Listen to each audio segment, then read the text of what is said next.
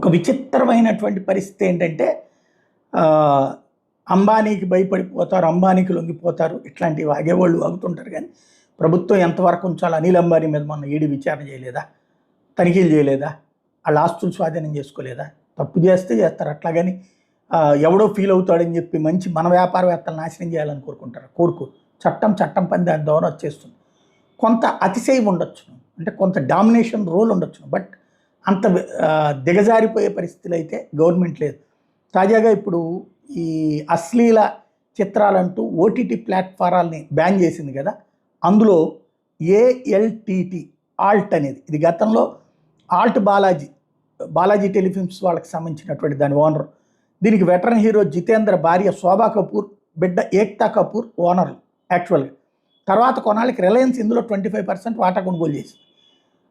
అలాంటి Reliance partnership